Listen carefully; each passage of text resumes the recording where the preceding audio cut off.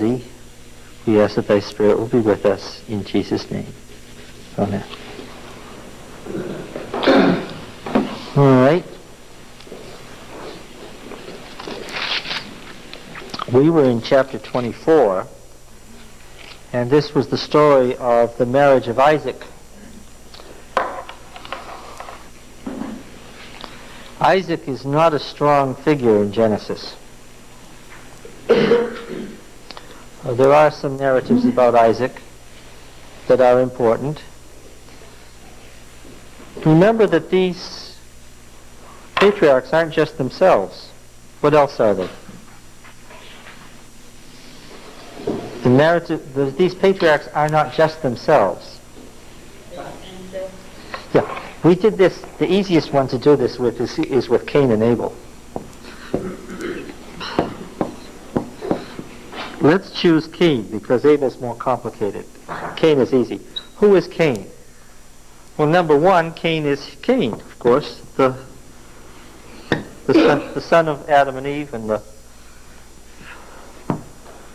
the first child. Who else is he? Representation of evil. First murder.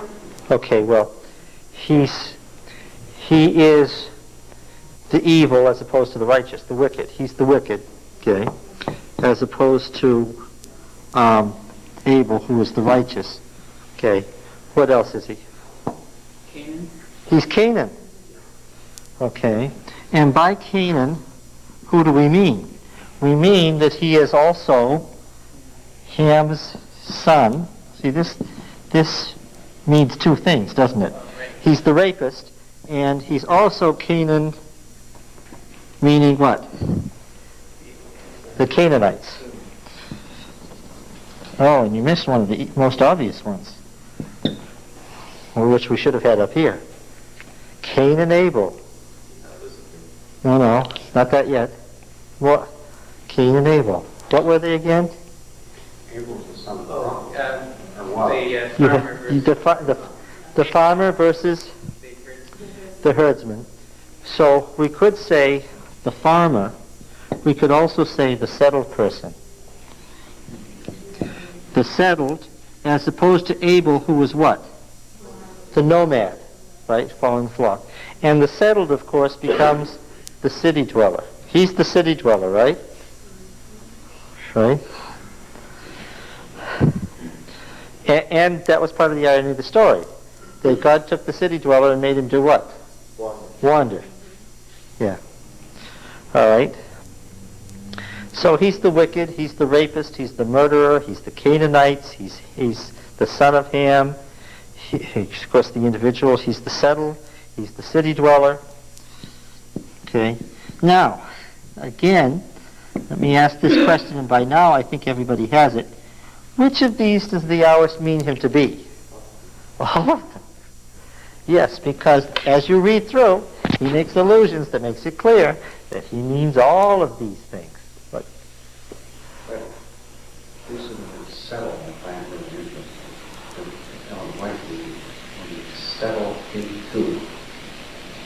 Well, there's a play you see in the Hebrew on the word Canaan, which is from the root kina, to get, to acquire, to be acquisitive, to be, let's see, what would be a modern term? To be materialistic, thank you. Sorry, that's the very word I was after. He's the materialist, and that's why he's so angry with his brother, the non-materialist. In my mind, I think that Abel is the person who's settled. Settled is okay, but Abraham was settled, but we've got the play between Abraham and Lot. Who's really the wanderer, even though he's living in the city? Who's being led along? Abraham is always pictured as at the center of what he's doing. Therefore, what? He's the settled. And what? And anybody on the periphery is what? The wanderer. Look, in these chapters here, Abraham takes his other sons, and what does he do? He sends them away. Is that good or bad? That shows that they're part of the curse. Why? The center of the world is wherever what? Wherever Abraham is, because that's where the cosmic mountain is. Right? Wherever Abraham builds an altar, that's the center of the earth. Pardon me, the navel of the earth. That's the exact word, where the belly button is. That's where all the life is flowing through from that point outward. Okay? So that whenever you go away, you are in the curse. Right? Okay. Now then, Isaac and Rebekah, verse 50. What chapter is it? Chapter 24. Okay. Watch me be mean to Arthur now. No. Oh, Arthur, you missed the greatest stuff. We told him. I'm sure I have. Uh, So you're going to repeat it tonight? no, we'll make allusions to it. Now, Laban, of course, you're being set up by the Yahweh because Laban's going to be a major figure in another story. He's just laying the groundwork in this cycle of stories. It says Laban and Bethuel, but of course it doesn't mean Bethuel, and most of the better manuscripts don't have Bethuel, and the RSV was silly to bring in Bethuel into the text. Why? What's Bethuel's case? It says here Laban and Bethuel answered. I don't think Bethuel said a word. Why? He was quite dead. Strike out M, Bethuel. It's perfectly wise to do so. Then Laban answered, the thing comes from Yahweh. We cannot speak bad or good. Now remember what I said to you before. The Yahweh presents Laban as the original used car salesman. Right? Come on in, blasting Yahweh. Oh, it's funny. Now then, behold, Rebekah is before you. Take her and go, and let her be the wife of your master's son, as Yahweh has spoken. Of course, Laban doesn't care anything about his little sister. What does he care for? The money. He's waiting for the bride price. He can't wait to sell her. He's ready to push her out the door. Take her, go. Just you leave the money here. All right? This is going to come back to haunt him, of course. You can tell when the Yahweh sets up a story like this that something's going to happen. Right? You say to yourself, no good can come of this. When Abraham's servant heard the words, he bowed himself to the earth before Yahweh, because it's the fulfillment of his last oath to the dying Abraham. The servant brought forth jewelry of silver and gold and raiment and gave them to Rebekah. He also gave to her brother and her mother costly ornaments, of course.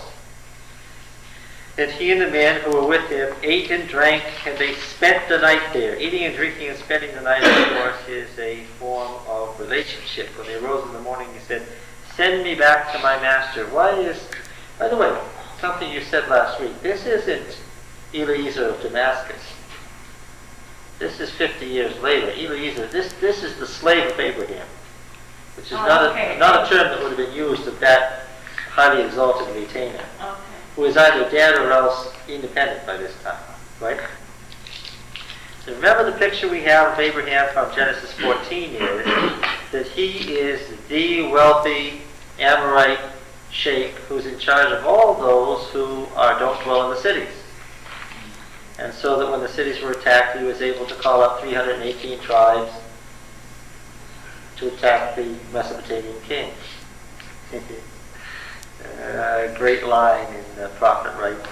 One runner runs to meet another to tell the king of Babylon that his city is taken on every side.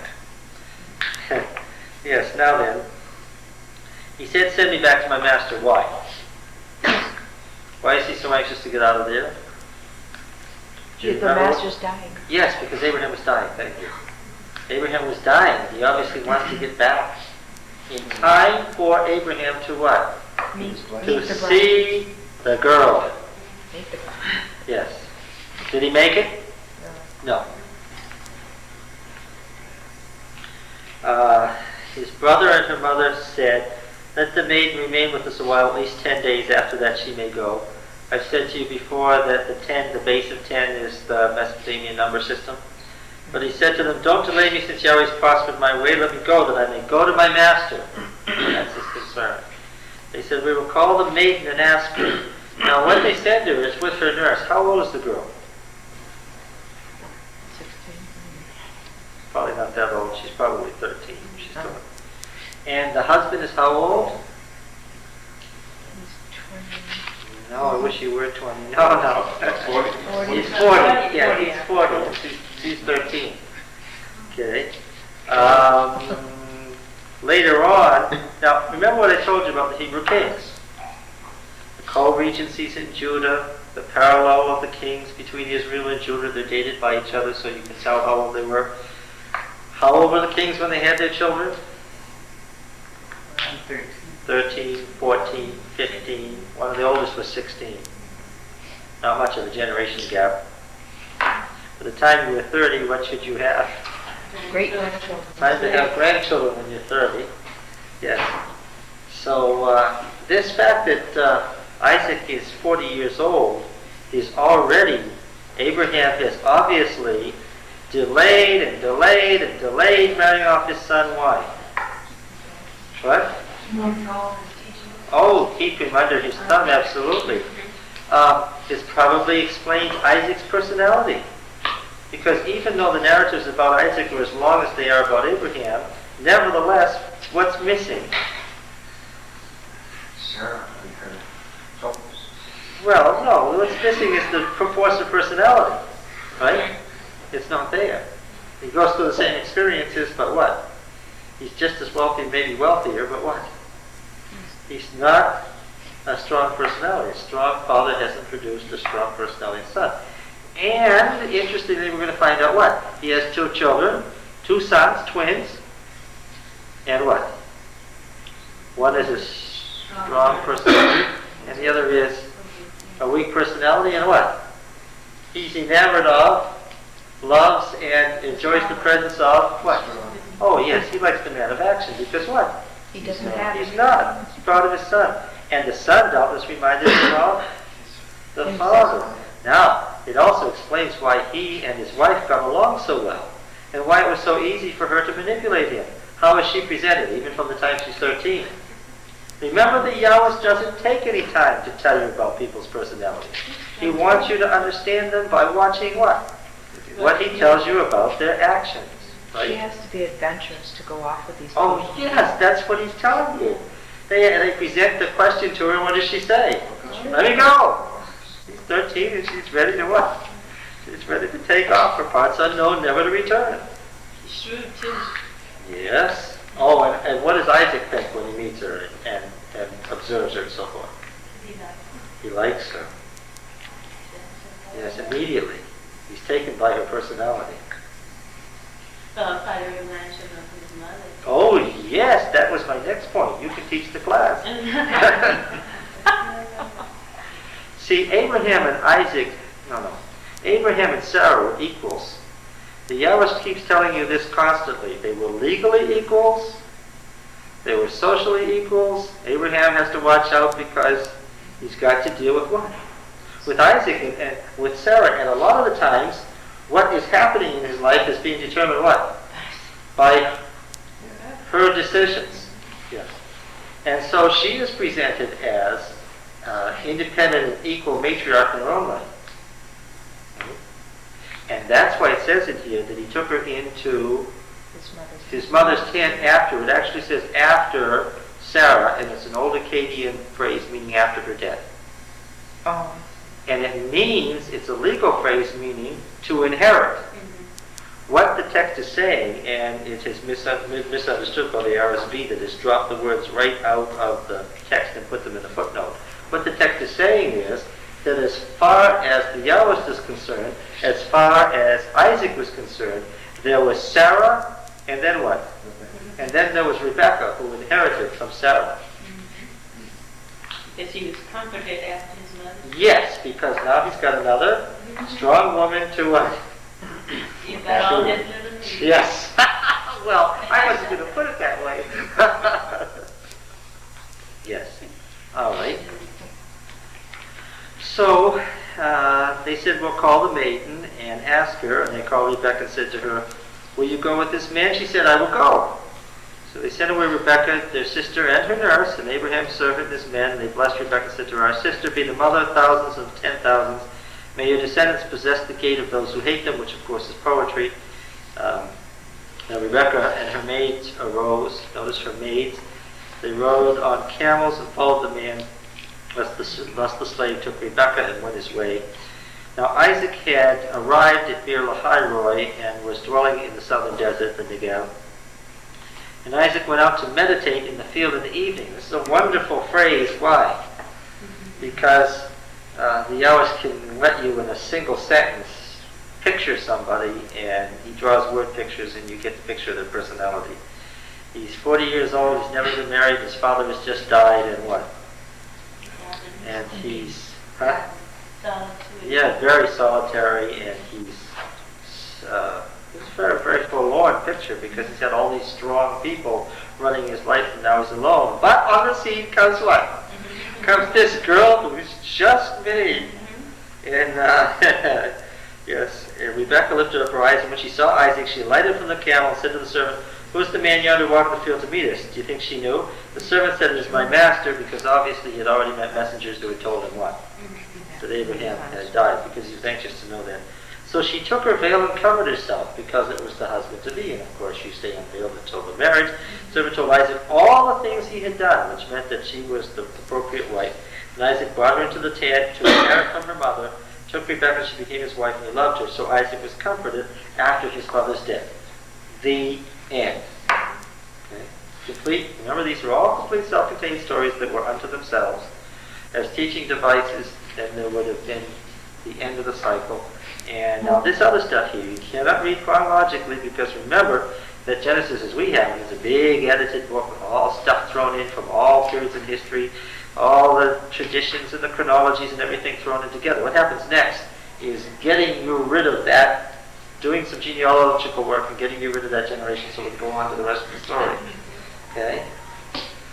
Alright. Now, has the Yahweh sufficiently set us up with personalities and so forth to let us know that there's something coming? Oh yes, of course. Now you want to know what's happening. Now, why are we going back to Abraham? Not to tell anything about his life, but to establish a segmented genealogy. Right? This is just genealogy here. And what do we see? The other wife, his name is Keturah, and then all the children are mentioned. The father of Sheba and Dedan, so the Arabic tribes in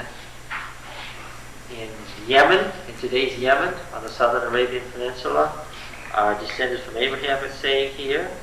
All the Arabs are. That's what the Yahweh says. All the Arab tribes are descended from Abraham.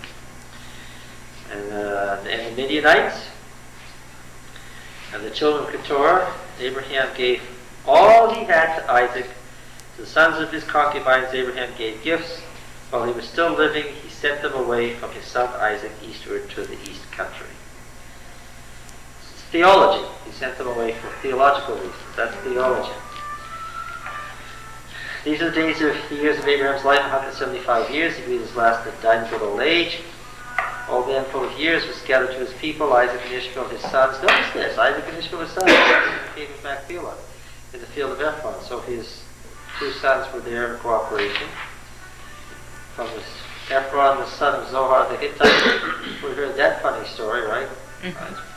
I'd rather give it to you, of course, if you want this. Yeah?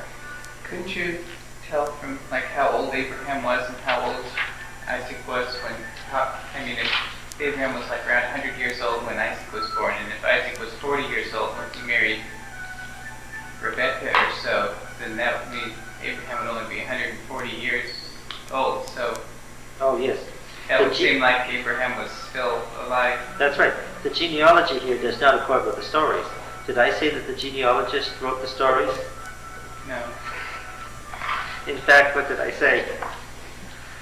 Well, the genealogist is trying to create a history that will give you exactly 480 years from the founding of the temple to the call of Abraham, because he wants these 12 sets of 40 generations. This is a priestly genealogist writing at the time of David and Solomon, trying to create an idealized history. And it doesn't work with the stories, does it at all? No. Alright. You just dismissed this out of hand. Yes, I would say that it's in error. And part of the problem with the numbers is, of course, is since the text of the Masoretic text disagrees every time there's a number, virtually every time there's a number, with the Palestinian text and the Greek text, we have this problem. What is it? When you find a number like 175, what's the problem? Well, it's a more basic problem than that. And that is, what was the number that the genealogist wrote down in the 10th century BC? Right?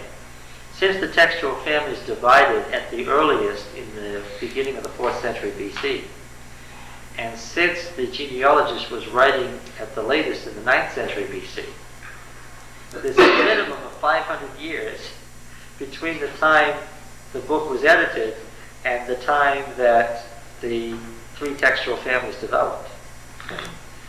And a lot can happen by hand in 500 years, especially since each generation seemed to treat the history somewhat differently, especially since they saw history as different.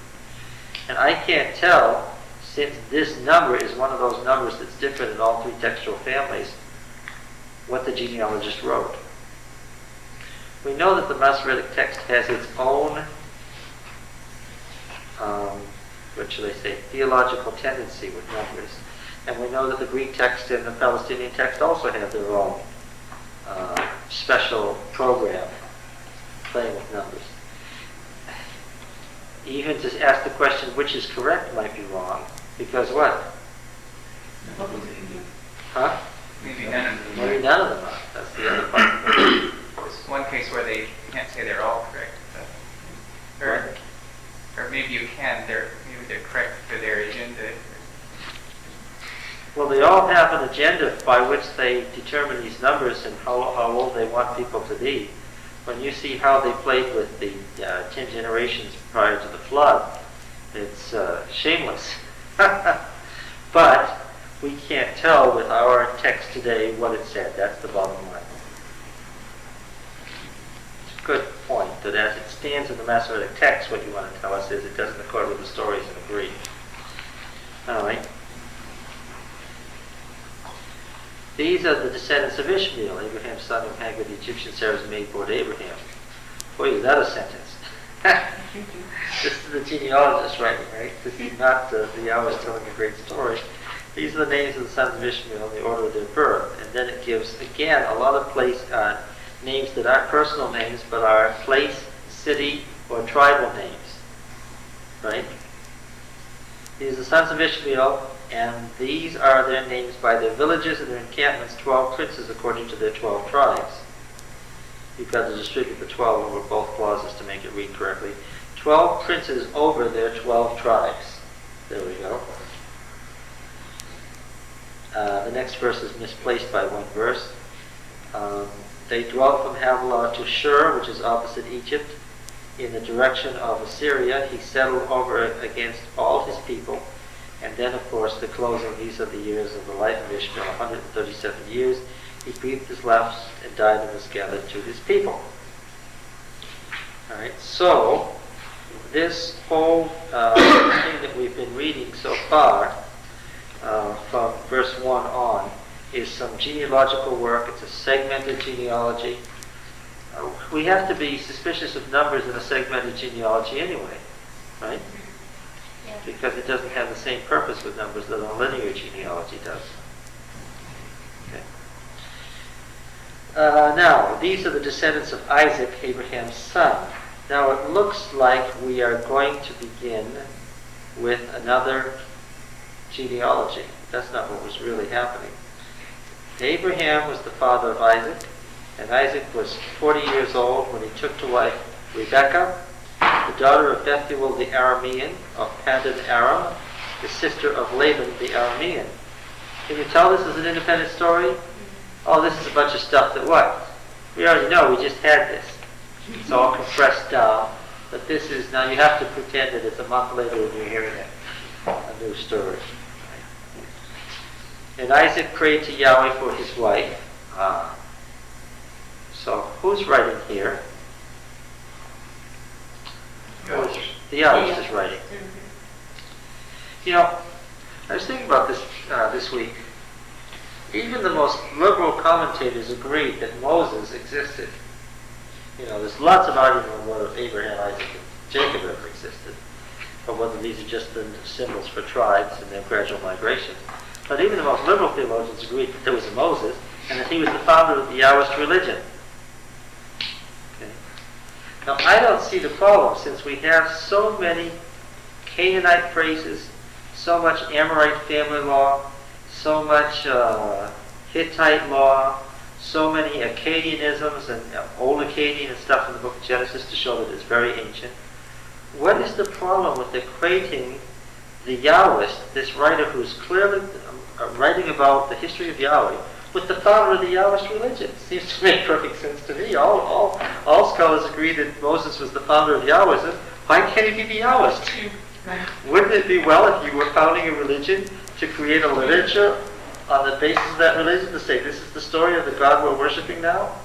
Makes sense to me. However, I'm not going to say Moses because I don't want to think of Moses. Moses thinks of the Exodus and all the fights in the wilderness.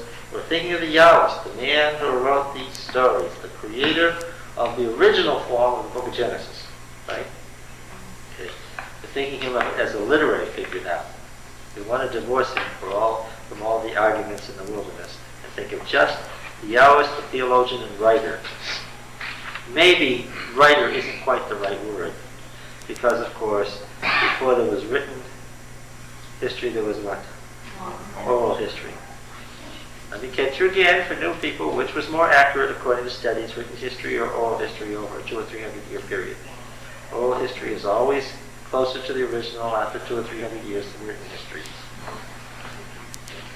So to be an originator of it, you would have to compose the music or however the story was told and tell it to people and have them all learn it, and then... There's a nice word that I've searched for a long time. Author isn't quite right. Composer is so much better. Yeah, because it gets the idea of music and oral history and cycles and so forth. And Creativity. Yeah, creativity, yeah. All right, so we'll say composer of the original Genesis. There we go. Isaac prayed to Yahweh for his wife because she was barren, and Yahweh granted his prayer, and Rebekah, his wife, conceived. And we have this a lot, don't we? This is a theme. The special fertility, the withholding of fertility, the granting of fertility. And of course, again, he's arguing against the Canaanite religion. Who is the true God of fertility? This is a little bashing of Baal here, in case you didn't notice it. Baal has been bashed once again. Who's the true God of fertility? Yahweh has. Yes. And the children struggled together within her. And she said, if it is thus, why do I live? Well, she was just pregnant and sore and unhappy. Right? So she went to inquire of Yahweh. And Yahweh said to her, now it's very interesting. Yahweh doesn't tell us here how she inquired, or whom she inquired, or how she got this answer. Right? Normally, to inquire of Yahweh in the later text means to go to an oracle somewhere, to give a gift, and to get an oracular saying.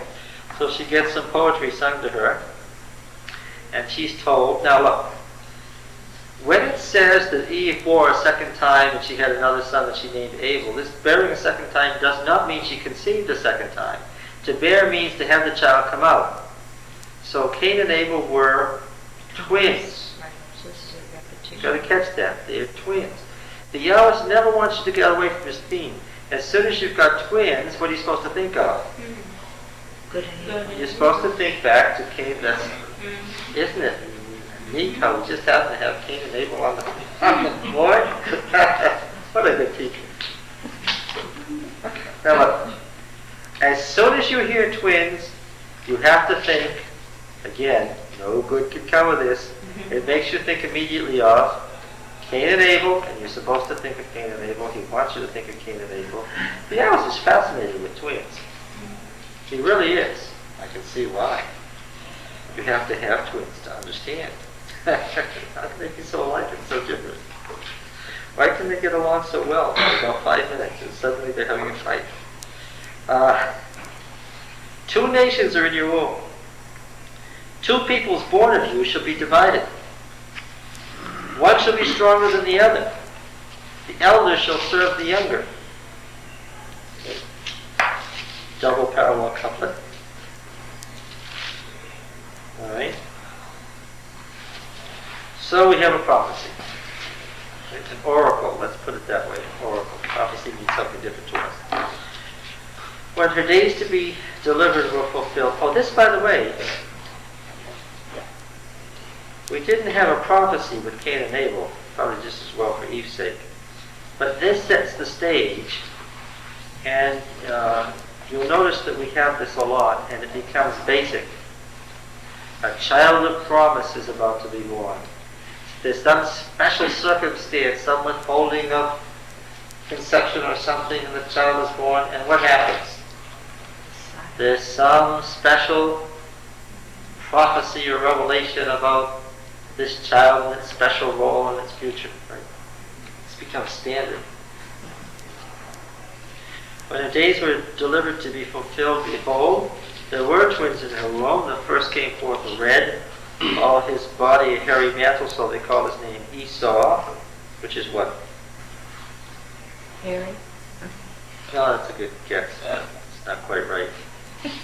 Ruddy or red, making us think of whom? Adam. Afterward his brother came forth, and his hand had taken hold of Esau's heel. Get the illusion, what's that make you think of? The serpent. Ah, yes, you got it, the serpent. Okay. Anybody grabbing the heel is the serpent. They call his name Jacob, which means supplanter. Isaac was 60 years old when she bore them.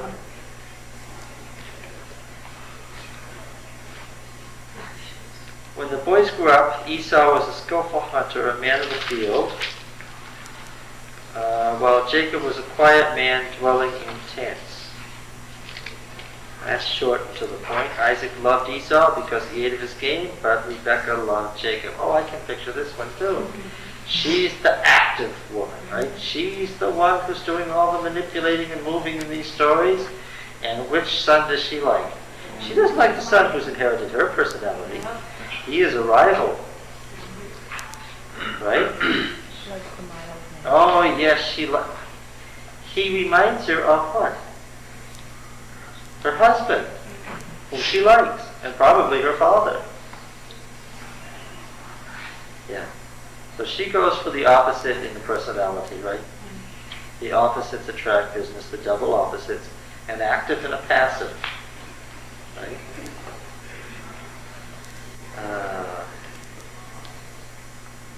The cross personalities. Once, now he tells you this in an offhand. Once, this just sort of happened. Didn't seem to be anything important at the time. That's the point of what it is. Just a little thing that happened once. When Jacob was born in cottage, Esau came in from the field, famished. Okay, he's setting up the picture to illustrate, but also we find out it's a very important theological event. He introduces this as just a little thing that happened in passing to illustrate that one is a hunter and a man of the wild, and the other is passive in a homebody, because what's he doing? He's at home cooking. And his brother is out what? Killing animals.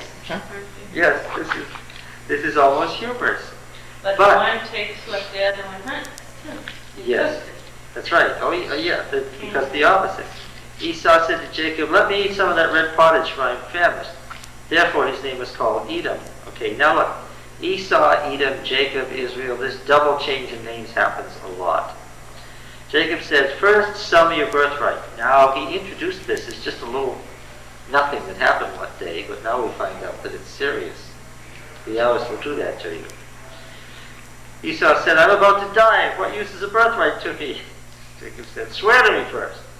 So he swore to him and sold his birthright to Jacob. Then Jacob gave Esau bread and pottage of lentils, and he ate and drank and rose and went his way. Thus Esau despised his birthright. The eldest is very, comes down hard on him for this. Why? Later on, the brother blames him. Esau blames Jacob for this, for stealing something that was of value from him. But the Yahweh says what? This was Esau's fault. It's the first mention of a birthright. That's right. Hey, suppose Esau really took it seriously, though. I mean, I can't see that It doesn't someone have, in his place would have taken it mostly as a joke. well, he He did. would not have, that would not seem to me to have been his nature. I don't think he Taking thought it things was like important at that all. seriously. The hours presents it as a minor incident, so minor and that it's hard to even remember that it happened. But he takes it as very serious. Jacob does. The hours does too, for him selling it. Swear, is that pretty serious? Yeah, they took an oath, doubtless in the name of their God. Of course. We learned something about oaths before, right? Yeah, oaths can't be taken back. An oath in the name of the God binds the God to that action. I don't know, but it seems as though back in when Cain, they were taking oaths and so on, there was a problem. Oaths, wasn't there? That was It was, if you may be thinking of Ada and Zillah and Lamech's wives in the oath, right? It was to involve the God in something that was wrong. And that's why you don't take the name of the Lord in vain.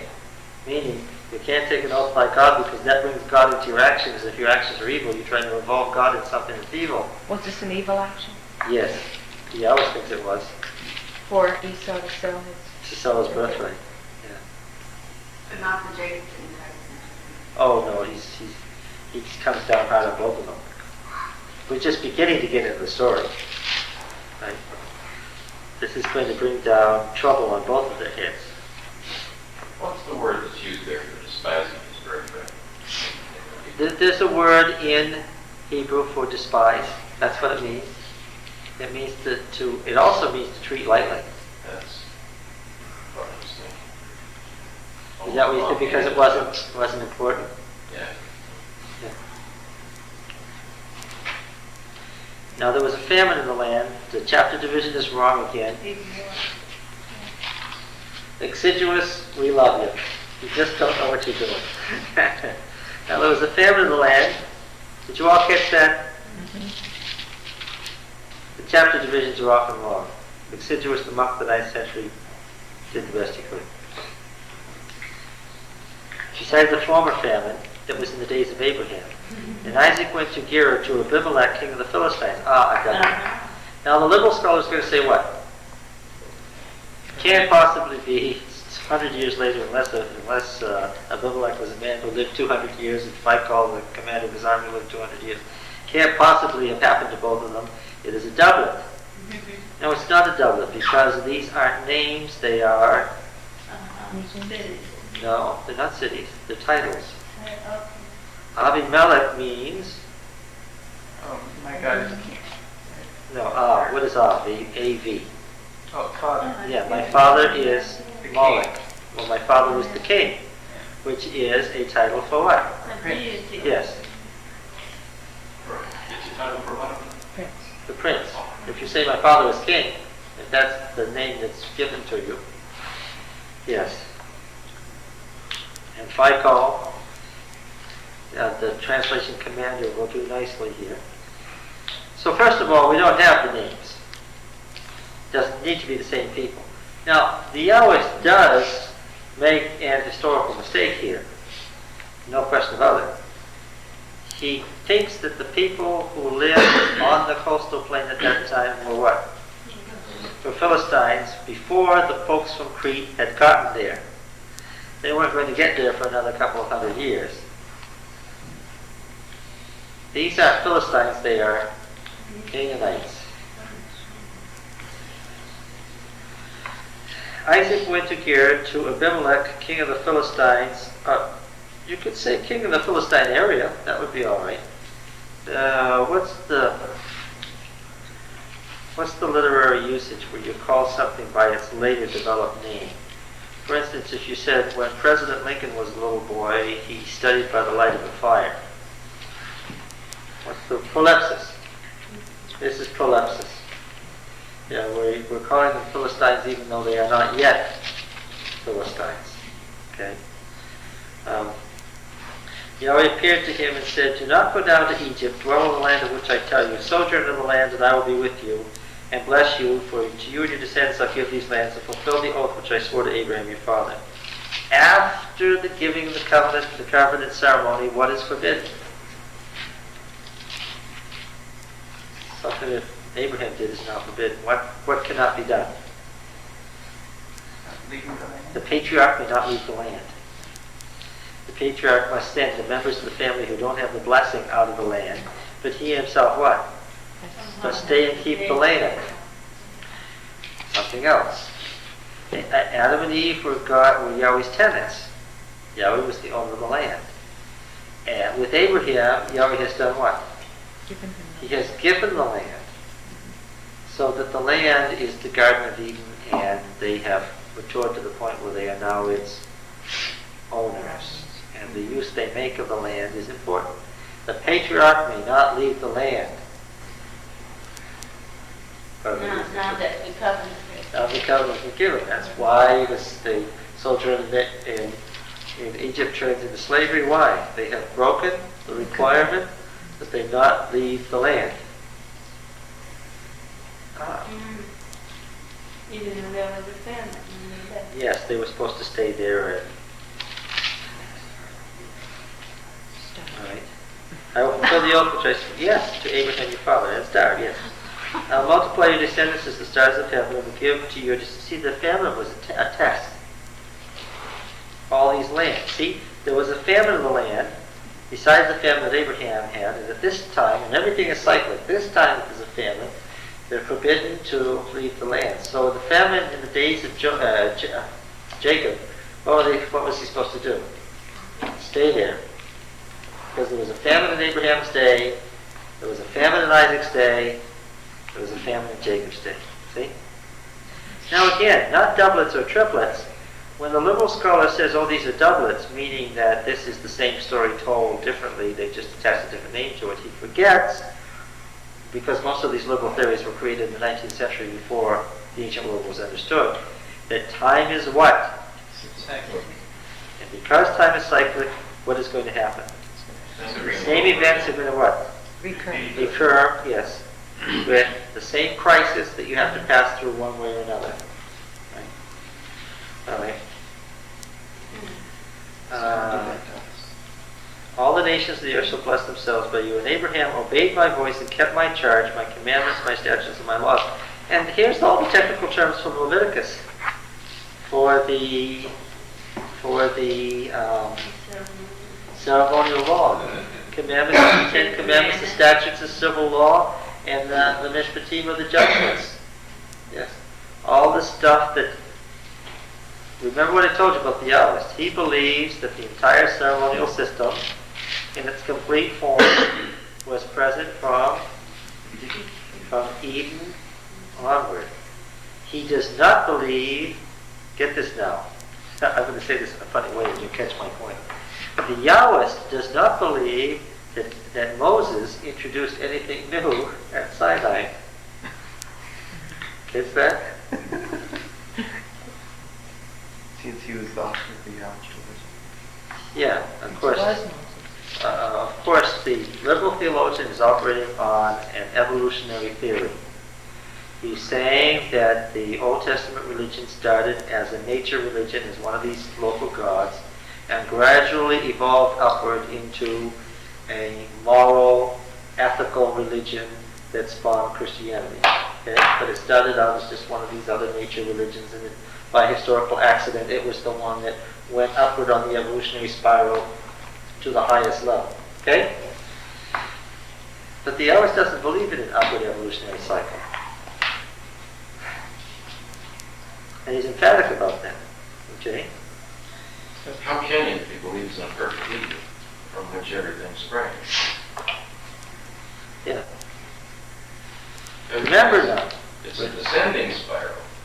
Yes. Remember, if you read Enuma Elish in Mesopotamia, if you read the Ugaritic texts and you're in Palestine, if you read the Memphite theology and you're Egypt, you know that the world is evolving upward, because all the ancient religions were based on the evolutionary theory. It's important to understand. All the ancient religions were based on the evolutionary theory. They all presumed evolution upward Except this. to a certain level. Except this one. Again, one of the things that makes the Bible is that it's very closely related to the world from which it comes. And also, what else? You've got to have opposites. And also, what else? It is also true to say that there's nothing else like it from the ancient world. These patriarchal narratives, for instance. No other people had patriarchal narratives of these types. Yes? The Yahwist presupposes that the ceremonial law was understood from Adam's time onward. Would we just as well conclude that the moral law, the Ten Commandment law?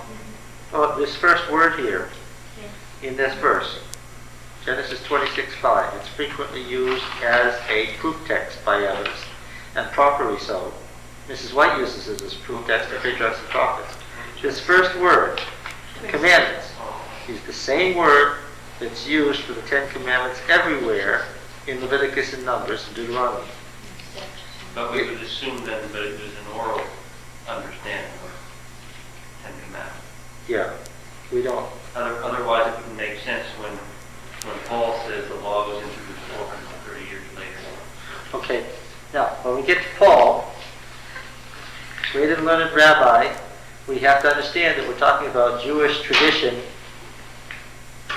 15 centuries later. And the Jewish tradition of 15 centuries later frequently was very illuminating about the Old Testament and frequently was nonsense. Oh, now I'm going to say something, go way out on a limb, but this is on tape. A lot of the New Testament interpretations of the Old Testament are nonsense if you're talking about exegesis. Right? Do you understand what we're doing? We're doing exegesis. And exegetically, you can read a lot of what Paul said, and you realize that he's writing as a Jewish rabbi in the 1st century A.D., and writing from their traditional understanding of the Old Testament that absolutely has nothing to do with what the text is talking about. Right? It's the homiletic use. Well, yeah. So you could say the same thing of a lot of the past interpretations that Jesus made. He was living in a thought world where this was the standard interpretation of the text, this was understood to be the true interpretation, and from there he would draw spiritual truths, although the interpretation was just simply wrong. Right? But the Lord allowed that to be printed and accepted. Well, what else is God's word? But God speaking to people in their own generation in the ways that they understood. Right? Even though it be in error. Well, you can't have somebody coming along and doing exegesis in the 1st century A.D., getting everybody all riled up with your exegesis, even though it's correct. Was there any way for anybody to know it was correct? No. And how would the people react? Would anybody have listened? No. Okay, here's the Ten Commandments, or at least here's the Decalogue, the word for the Decalogue prior to... One of the other kind of proof texts we use is when the manna was given, but there wasn't any on the Sabbath, but the people went out anyway. And it said, how long will you, disobey my So commandments? 3 months before they got to Sinai, there were people keeping the Sabbath. That's right. Yeah. Of course, by the time you had the first creation story on, you have to have the Sabbath life. You have the Sabbath as soon as you have the world. Right. One of my religion professors in college said this was why liberal theologians struggle so much against Moses as the writer of the first 5 books of the Bible, because it's obvious that he presumes this to have existed forever. Yeah. I think that the conscious reason that liberal theologians don't like it is because there's so much that obviously Moses didn't write, that nobody from his time would have written. But that's okay. That's not to say that the major body of the work isn't the Yahwist. So he would have edited, but wrote down the oral stories. Yeah, and I don't think that he even wrote them down. I think that he has to have put them in their current form. When we looked at the complicated interrelationship of Genesis 2 to 10, that is so complex and intertwined that there's no way that you can work that out. Well, these patriarchal narratives are the same way. You've got stories within stories and cycles within cycles and relationships within relationships that don't make any sense unless a single mind has shaped them. He's not just telling them, he's telling theology, isn't he? I mean, there's lots of things he could have told about Abraham's long life, but he only chose certain things because he's writing theology, not just biography. Right? It's logical that Moses might have done this, though. He's a logical candidate because being educated in Egypt as he was, he would probably have been, when he went through his 40 years of education in the wilderness, he would probably have been one, if not the only, one of a very, very few people who would have been acquainted with written language. That's right. And had an inclination to write those stories. And to write literature on such a multiple levels. And they had plenty of time to do it. That's right. And also, while the Holy Spirit impresses the whole Bible, the Holy Spirit uses what he gets. Mrs. White's writings are Mrs. White's writings because of her personality. You can tell that that's Mrs. White, the person writing. Even when you're reading theology, that's a particular Victorian woman and her viewpoint. You can't ever get away from it. When you're reading Paul, you know every line you read is his personality you're reading. Now, and there are certain things about personality that come through here. He loves wanderers. He loves people who follow the desert rules. He hates cities. He despises luxury. Right? Further on, he's going to spend more time talking about Joseph than Abraham, Isaac, and Jacob combined. And he wants to spend a lot of time on the relationship between Israel and Egypt. Right? There's too many things to me that point to a particular personality. The wind is blowing in a certain direction. To say that the Yahwist is Moses. All right. Now then, let's see, where are we here? My commandments, statutes, and laws. This is 26:5. There's a proof text. So Isaac dwelt in Gerar. Now, proof texts turn up in strange places. When the men of the place asked him about his wife, he said, "She is my sister." Now, of course, this is another doublet, right? We're going to get back to this. And again, what's the liberal theologian going to tell us? This is the same story told for the third time.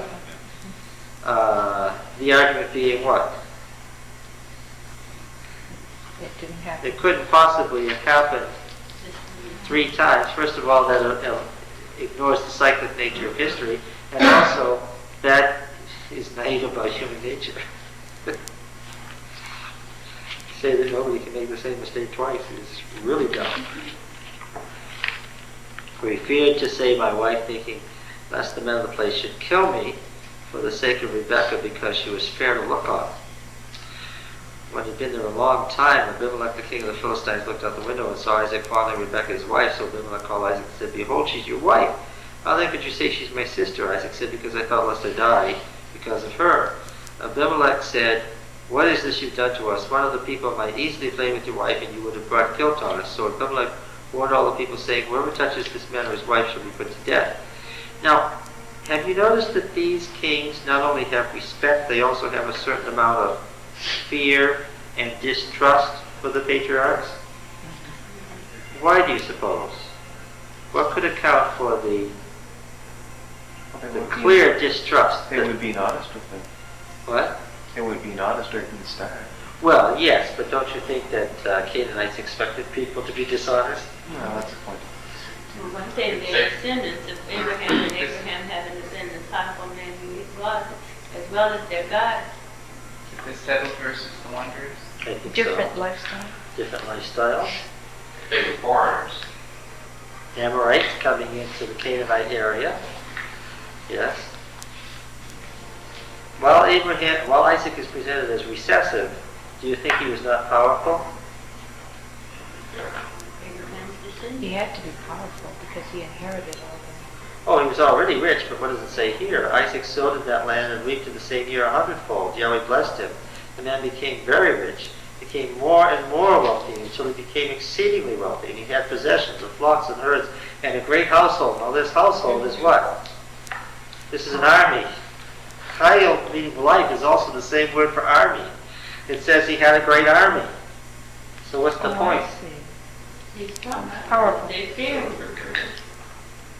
So the Philistines envied him too. Did they wonder what he had? Yes. Oh, yes, that was the question. Remember, there's the point. Now we come down to it. If you become rich in the ancient world, why is it? got cosmos, Some god up there who is more powerful than the other god likes you and might what? Do Yes, something might to do them. something to you because of that person. There was always the fear that this person has a God who might do something to us. And that comes out in the story. Yes. The Philistines had stopped and filled with earth all the wells which his father's servants had dug in the days of Abraham his father. Why?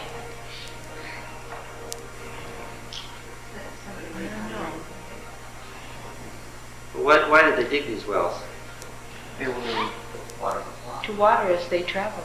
To get Yeah, water as they because travel. there were nomads, and because sheep and goats and camels and asses eat a lot, and you have to keep moving, and because we already read the story of Cain and Abel, when those flocks come near a city, what do? In people's gardens. They eat the gardens. Oh, yeah. Yes. Genesis 4. City people hated to see these herdsmen coming. And of course, the city people in the fortified cities would have gone out with their weapons and done what?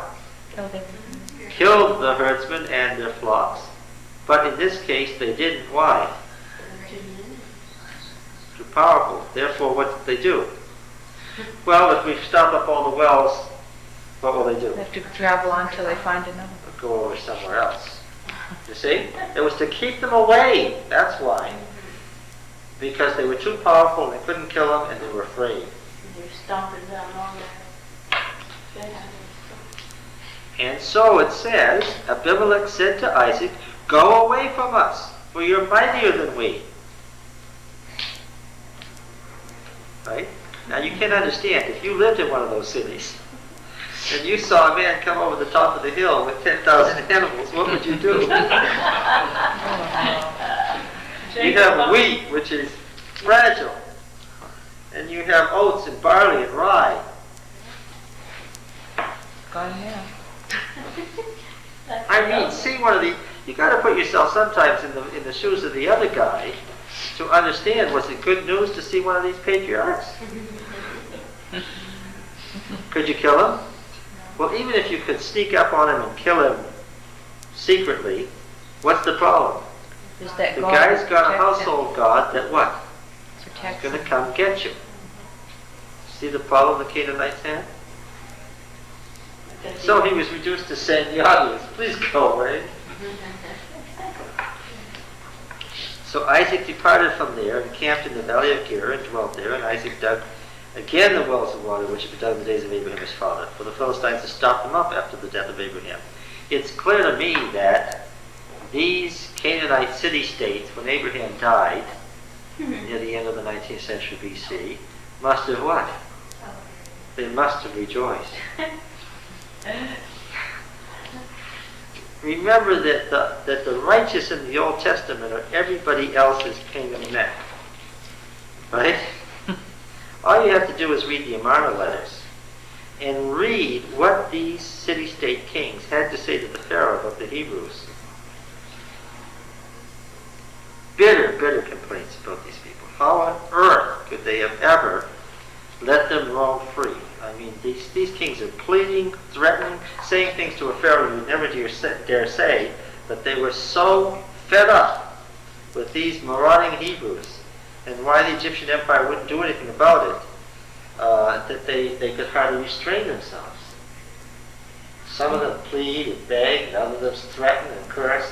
But the point is, in all these Amarna letters is, you've got to do something about these Hebrews. Do we have any group of people like that today that we would know about? I don't know of any people who just come in and camp around you and use your property and so on. But they are. Some In people Europe, say you, that they in Europe you have gypsies. Hungarians, Waxes, huh? or just gypsies. Gypsies. And in the southwest, you Yeah, have, Kuwaitis have to, you right. know, that come across the In border. downtown Boston, they call them Yeah, homeless and people. They schedule them and try to get out of the subway. Yes. All right. And Isaac dug these wells, which were started upon the death of Abraham. He gave them the names which his father had given them, but Isaac's servants dug and found there a well of springing water, which is always good news. That's living water provided by God. The herdsman of Gerar quarreled with Isaac's herdsmen, saying, "The water is ours." So he called the name of the well Esek, because they contended with him. Then they dug another well, quarreled over that also, so he called it Sitnah. He moved on from there, dug another well, and over that they didn't quarrel, so he called it Rehoboth. A broad square, an open plain, width, openness, so we can get away from these people. But Yahweh's made room for us. We will be fruitful in the land. From there he went up to Beersheba, and Yahweh appeared to him the same night and said, "I am the God of Abraham your father." Notice he doesn't say, "I am Yahweh," because the Yahweh does tell us this. It's always Yahweh in the time of the patriarchs, but what? But it's Yahweh appearing as El, Elyon, or Elohim, or El Bethel. Fear not. Why does he say fear not? We're going to see this phrase often. Because obviously, at this time, Isaac is now facing what? He had to make a decision here, and he is a passive person. He now has to make a... What? Went away with that firm. But he didn't have enough room, and what did he know was going to happen? It was inevitable. What did he know was going to happen? There was going to be a fight. Now, when Abraham faced a fight, the Lord never came to him and said, "Fear not." Why? He wasn't afraid. It was time for the kings from Mesopotamia to be afraid, because he didn't think about it. He gathered his retainers and he went to war. This was not Isaac's method. He was afraid. And he's probably a peaceful man. Yes, he probably, let's say it this way, he probably wasn't competent to make war. Right? He was not a commanding person. He was, No, I don't think so, even though he was well, immensely was wealthy and respected. very conscientious objector. When word of all was spread, then he just went off. Oh, yes, I think the very fact that he handled it this way placed him in danger. And he knew it. And I'm sure that the people, all his retainers, were unhappy. Why? He'd exposed them all to danger.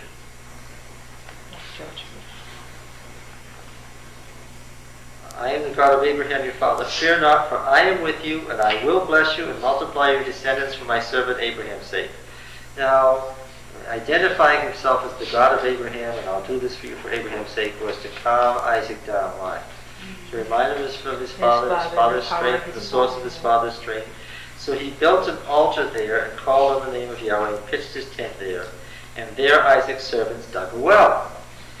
And Abimelech went up to him from Gerar, and Ahuzzath, his advisor, and Phicol, the commander of his army. And Isaac said to them, "Why have you come to me, seeing that you hate me, and have sent me away from you?"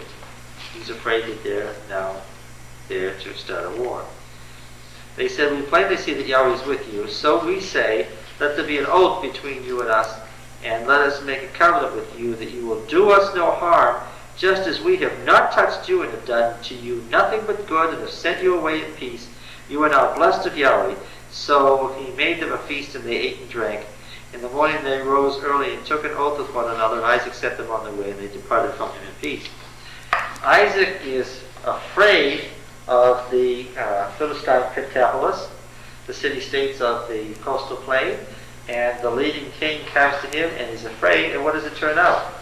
What are they there for? There's irony here. Because they're To make peace, why? Because they're afraid of him. And they want a promise from him that what? That he won't hurt them. Yes. So now we have to study in real or imagined fear. In this case, imagined fear. The Yahweh has done it to us again, right?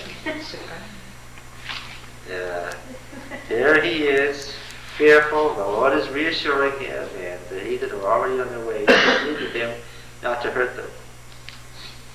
And that same day Isaac's servants came and told him about the well which they had dug, and said to him, we have found water. They call it Sheba, therefore the name of the city is Beersheba to this day, because now here we have the double naming of the well, because, well, no, this is the triple naming, because the well means what? Well of the oath. Remember? The well of seven, or seven is also oath, well of the oath, because it was the same with the same people, right? The oath between Abraham. All right. Are you with me? So You know what I'm referring to? Yeah. Yeah, so now another oath is made. Yes. Should wait for the covenant. What? Should we see the covenant? Oh, yes, of course. Because this is the founding of Beersheba the second time around. Now there's a sentence, I love this sentence. That's the end of the story. But now there's a little aside here. When Esau was 40 years old, he took to wife Judith, the daughter of Beeri the Hittite, and Basemath, the daughter of Elon the Hittite, and they made life bitter for Isaac and Rebekah.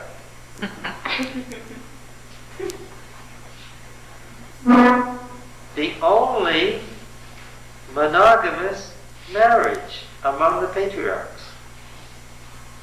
Did you catch it? Was Isaac and Rebekah. Probably because Isaac was much too passive to what?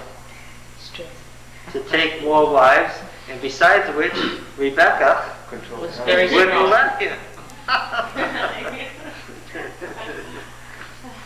And if you stop and think about it, why did Abraham have multiple wives while Sarah was alive? Because she made him. Right? He wasn't anxious to have other wives. She made him because of her sister-wife legal status. And it's just as clear that Isaac didn't have other wives for the same reason.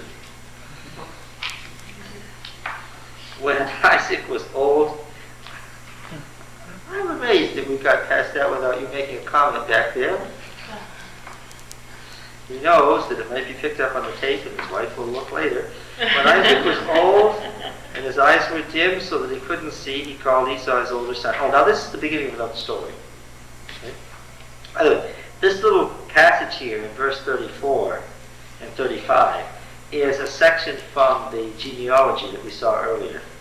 It's been disconnected and stuck in between these two stories here so that we can have some explanation more about Esau. Yeah.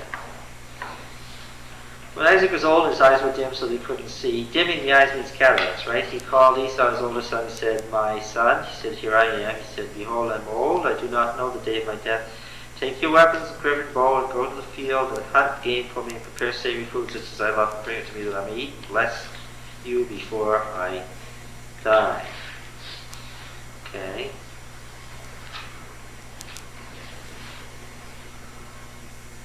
Now, who's 27 years younger than him? Rebekah? Yes. She doesn't have talent. No, she doesn't have cataracts. No, she doesn't. She's in control. She certainly is, because you know what? It says here, now Rebekah was listening when Isaac spoke to his son Esau. So when Esau went to the field to hunt for game and bring it, Rebekah said to her son Jacob, I heard your father speak to your brother Esau. Bring me game and prepare for me savory food that I may eat it and bless you before Yahweh before I die. Now therefore, my son, obey my word as I command you. Right?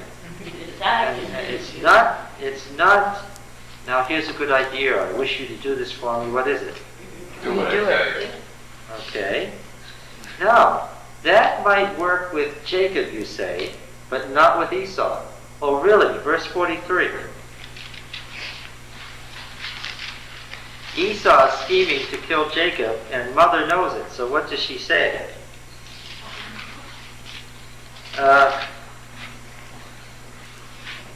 She says, verse 43, now, therefore, my son, obey my voice, arise, flee to Laban, my brother in Haran, and stay with him a few days. It reads literally a few days, until your brother's fury turns away. until your brother's anger turns away and he forgets what you've done to him. Then I will send and fetch you from there. Why should I bereft of both of you on one day? Now, how do you think his anger is going to get abated? How does she think that's going to happen? She'll control.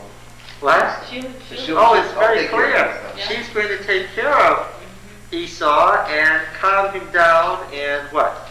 When she's got control of the situation, then she'll get Jacob back. This is Rebekah overreaching. Why? She manages to get the situation to the point where what happens with her two children? They hate each other. Yes, and what? And they're both gone. Because after the father dies, what happens? They both leave, and what? And she's alone. Yeah. Do you think she thought of that? That she might manipulate the situation into getting herself all alone? Well, let's see. Now, was she aware of the birthright being sold? Oh, yes. She was well aware of that? Yes. She was. Do you think she was unhappy about it? No. No, because what? No, wait a minute.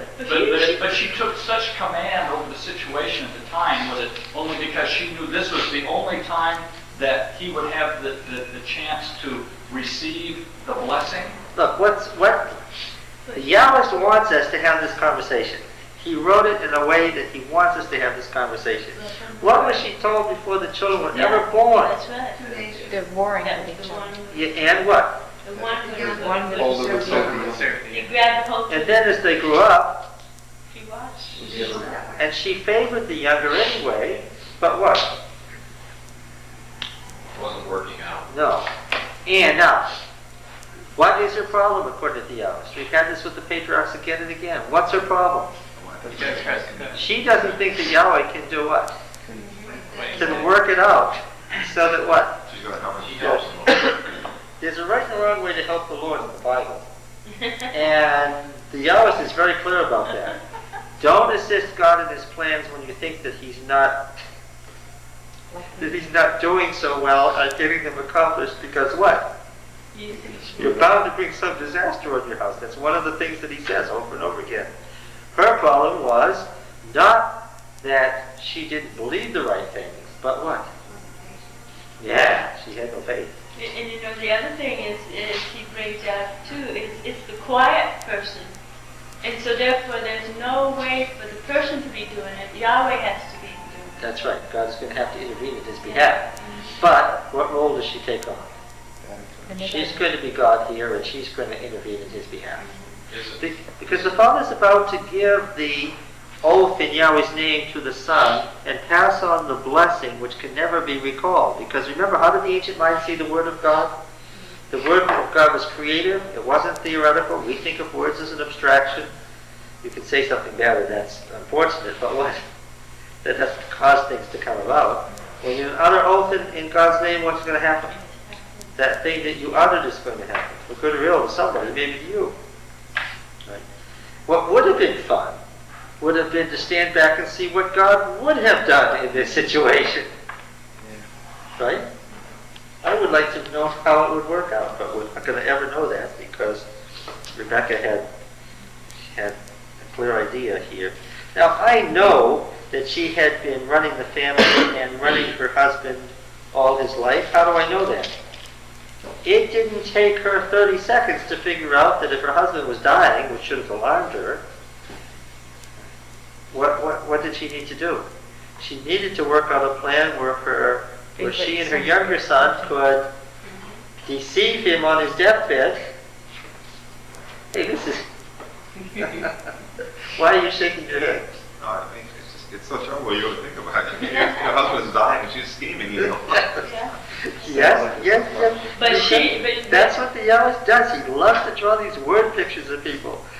But she does believe then that Yahweh is great and that what the covenant and the blessings are binding. It's very real. So she knows that once he's dead and what he said, it's done forever. So therefore she has to stop eternity, stop time.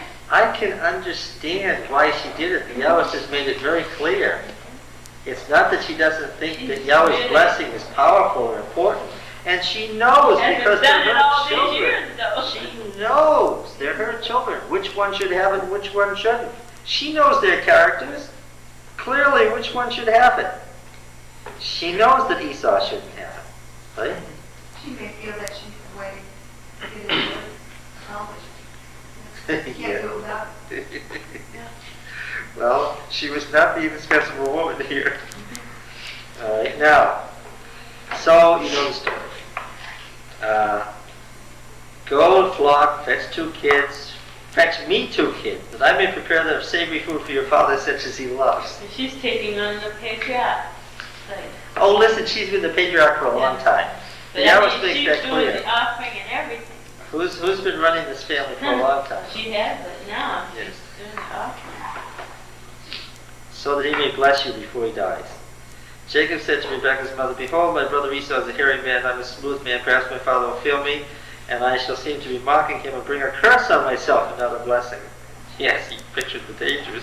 His mother said to him, Upon me be a curse. Oh boy, my son, only obey my word and go and fetch them to me. She really brought trouble on herself that way. And she really did it. So he went and took and brought them to his mother. She prepared the savory food. Now she's doing this to her other son. That's what's amazing here. Took the best. She takes her older son's best clothes and puts them on the younger son. Puts the skins of the kids on the back of his hands and on the back of his neck. Savory food, bread. Now, can you picture that he's all dressed up in the skins, the robes, the skin on his neck, and on the back of his hand tied on? This is, when you picture it, it's just hilarious if it weren't so sad that she's really gonna do this, right? So he goes and he says, my father, and he tries to carry it off. And of course his voice gives him away, and you can tell that Isaac is very, very suspicious. He may be old and dying, but what? He's not dead yet. Yes, you can tell something here is happening, and he expresses his doubts. And so he forces him into lying, because he asks him, is it really Esau? Jacob's forced to say it is. So he eats the covenant meal, and he said, come near and kiss me, my son. So he came near and kissed him and smelled the smell of his garments and blessed him and said, see the smell of my son. Now this is very close. Of course it is not crude. It isn't the rape of Noah, but what is it nevertheless? It's stealing the father's power, and we can't think very far back to Ham's rape of Noah, right? See the smell of my son. It says the smell of a field which Yahweh has blessed. May El give you the dew of heaven and the fat of the earth and the plenty of grain and wine. Let people serve you and nations bow down to you. Be Lord over your brothers. There's the key line. And may your mother's sons bow down to you. Now this is going to come back later at the end of this cycle. Cursed be everyone who curses you, and blessed be everyone who blesses you. Going back to the covenant with Abraham in chapters 12, 15, and 17. Right? As soon as Isaac had finished blessing Jacob had scarcely gone out of his presence, Esau, his brother, came in from hunting and prepared the savory food to give to his father. His father said, who are you? He answered, I'm your son, your firstborn Esau. Isaac trembled violently. Oh, this is a sad picture because he's what? And he's what? This is pathetic. He is what? He's already given the birthright away. He's dying.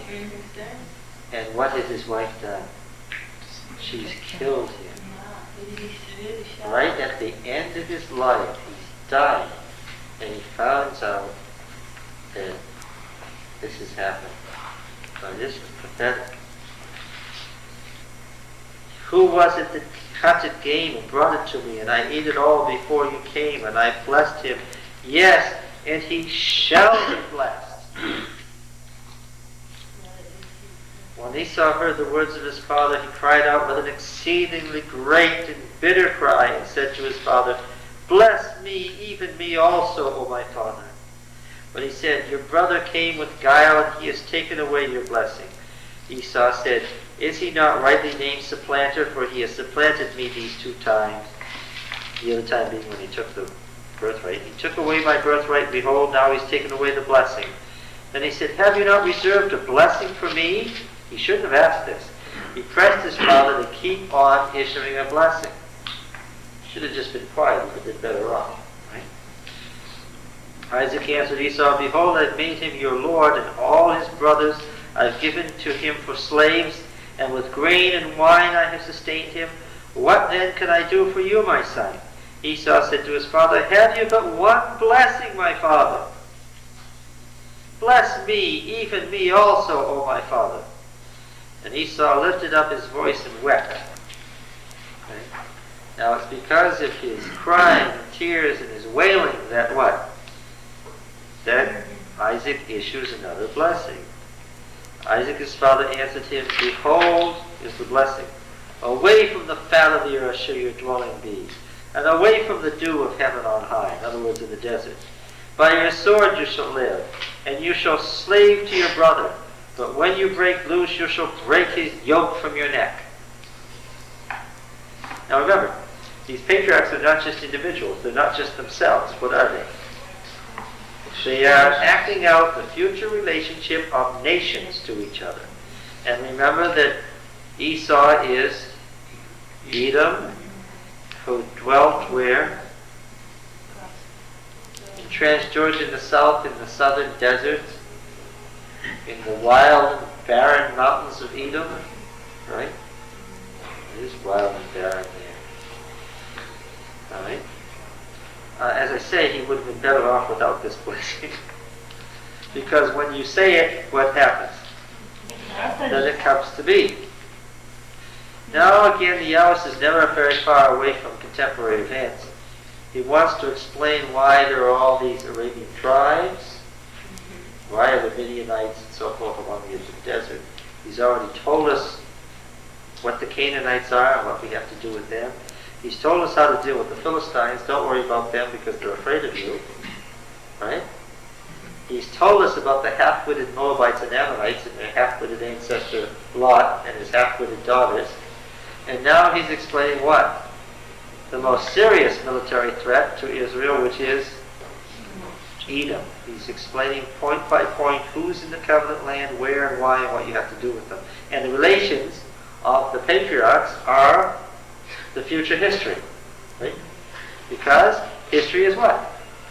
Is cyclic. It happened before and what? It happened again. Israel is destined to steal Edom's birthright and preeminence.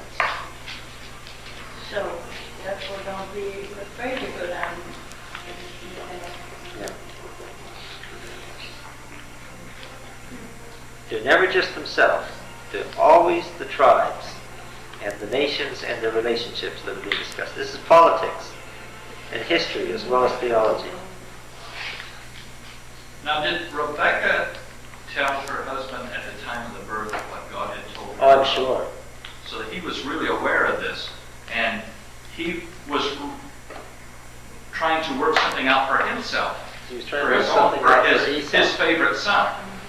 Thank you for pointing that out. Does the Yahwist let anybody off the hook here? No. And the one who was afraid that is. Yes, that's right. Nobody comes out that well. It's interesting, though, that he only hammers the Canaanites. The rest of them, he lets the story hammer them. That's true, the events of their lives and who they were and what they did. But that's true. There's only one abiding hatred in the part of the Yahwist, and that's the Canaanites. And them he can't stand, and what does he want for them? He wants them to die.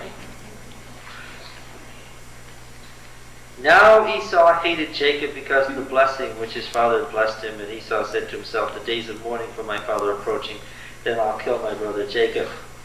Because, of course, you can't kill him during the 40 days of mourning. So when they were over, what? Yes. The words of Esau, her older son, were told to Rebekah. She sent and called Jacob, her younger son, Why were the words told to her, obviously by the servants? Why didn't Esau say this to his mother directly? We probably knew that Jacob was a favorite. Oh yes, he knew what she would do. What would she do? He knew what she had done. Yes, that's true. This is a good point. Yes. So she sends him off to Laban. Now look, sending him to Laban was doing him no favors, right? Yeah. Taught him a lot of lessons. Right? So your brother Anders turns away and he forgets what you've done to him. Who is she kidding? How soon was he going to forget this? Never. Later on, he's coming to meet Jacob with a great army, right? Jacob sends him many gifts, hoping that what? He's forgotten, but what? Jacob doesn't think he has. Why should I be bereft of you both in one day? Well, now look. What had gotten them to this situation where they were likely to kill each other? Her manipulations had. Well, you could say God had. Because, of course, he always believes that what? Whatever happens, yes, God's the cause. He's always lurking behind everything as the cause of everything. Then Rebekah said to Isaac, I'm weary of my life because of these Hittite women. If Jacob, she's lying again. Oh, she's lying again. She's lying again. That's why they took that piece of the genealogy off and stuck it in front of chapter 27 to provide for this little background. I'm weary of my life because of the Hittite women. If Jacob marries one of the Hittite women such as these, one of the women of the land, what good will my life be to me? She says. Too late, Esau has already married them. Then Isaac called Jacob and blessed him and charged him, you shall not marry one of the Canaanite women. And this is obviously so different from the marriage of Isaac, right? The way Abraham handled it. Arise, go to Paddan Aram. He's coming off as a poor second to his father here. Arise, go to Paddan Aram, to the house of Bethuel, your mother's father, and take as wife from one of the daughters of Laban, your mother's brother. El Shaddai bless you and make you fruitful and multiply you, that you may become a company of peoples. May he give his blessing of Abraham to you and to your descendants. That's the blessing of Abraham, right? He never says the blessing of Abraham and Isaac, right? Just descendants with you, that you may take possession of the land of your sojourning, which El gave to Abraham. Thus Isaac sent Jacob away. He went to Paddan Aram to Laban, the son of Bethuel the Aramean, the brother of Rebekah, Jacob, and Esau's mother. He tells you all these details because, of course, they were contained in another story that was separate from this originally. Now Esau saw that Isaac had blessed Jacob and sent him away to Paddan Aram to take a wife from there, and that he had blessed him, and he charged him, you shall not marry one of the Canaanite women, and that Jacob had obeyed his father and mother and gone to Paddan Aram. So when Esau saw that the Canaanite women did not please Isaac his father, Esau went to Ishmael and took to wife, besides the wives he had, Mahalath, the daughter of Ishmael, Abraham's son, the sister of Nebaioth. Well, he went to a family member. This wasn't to get even with them. It was, well, maybe there was a hidden motive that he wasn't aware of, to give him a third wife he didn't like. But he was trying to do what? She was trying to please him by getting a wife from the family. Oh, and he went to that branch of the family which was like him. Why? Uncle Ishmael what? Was very much like Edom. He was the same wild man living in the wilderness. So he went to someone like himself. Right? When he also the firstborn son that didn't get them. Yeah, well, they had a lot to commiserate about. They could talk long and hard about the relatives, couldn't they? And probably to join together, so maybe at some point he could get back the inheritance. The idea here is that these disinherited sides have banded together. Mm-hmm. And so the Ishmaelites and the Edomites will band together against Israel every time. Remember, we're writing history today. This is history, as well as narrative, biography. Right? Well, yes. That's what's funny. It's so ironic. In ways that the Yahwists could never have dreamed. How far are we from him now? 35 centuries later. What? So ironic. Here we are, week by week, living out the same nightmare with the same family. Yeah. And now we, who have nothing to do with this, who aren't their relatives at all, are paying for this mess, right? We'd like to go back and tell Sarah and Rebekah off, but we'll get our chance later.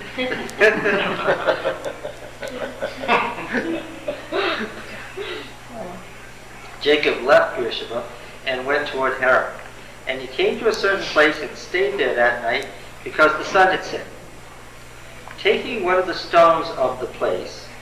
Now, makom place is a word in Hebrew. It's a key word. Because it doesn't mean just place. This kind of a place is a sacred place. Jacob doesn't know it, but he's wandered inside an enchanted circle. He's in a mystic place, and he doesn't know it. And he's taking a stone, and he's lying down in what is essentially a temple. And he doesn't know it. And of course, the He's sun wandered set, in. evening. Yes, now it's dark, and he doesn't know where he is. Okay?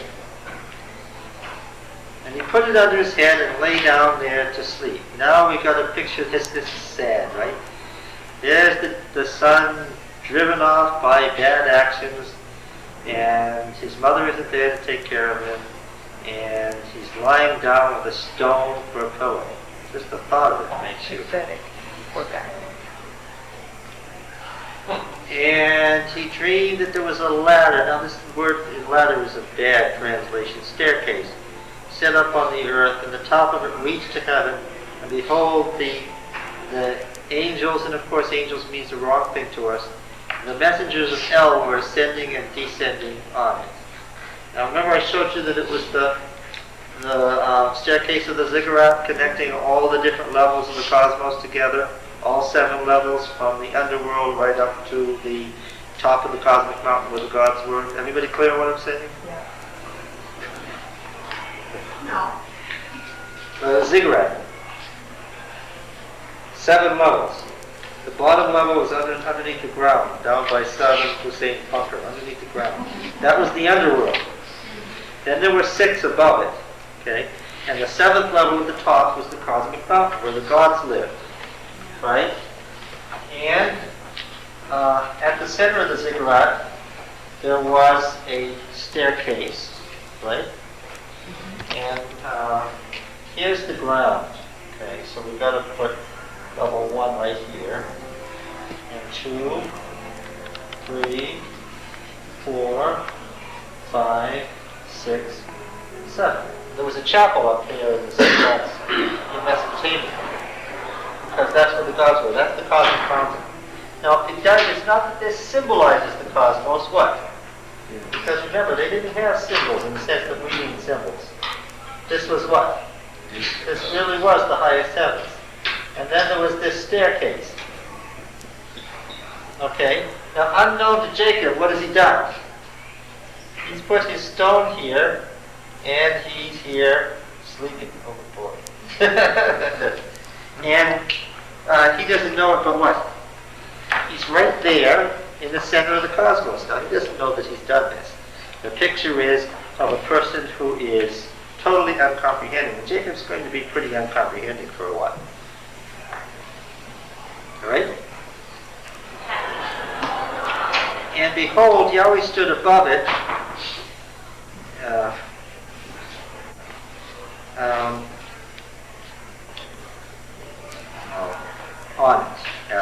on it, and said, I am Yahweh, the God of Abraham, your father, and the God of Isaac. The land on which you lie I will give to you and to your descendants, and your descendants shall be like the dust of the earth, and you shall spread abroad to the west and to the east and to the north and to the south. This is the confirmation of the covenant which had been passed by Isaac. This is Yahweh's confirmation of Isaac's words. This is the fulfillment of the blessing. And now, remember that each one of the patriarchs in getting the blessing gets something added to it. There's a further extension of the meaning of the covenant and further elaboration in each case. What do we have here? Your descendants will be like the dust of the earth. We've seen that before. I'll give it to your descendants. You shall spread abroad to the west and east and north and south.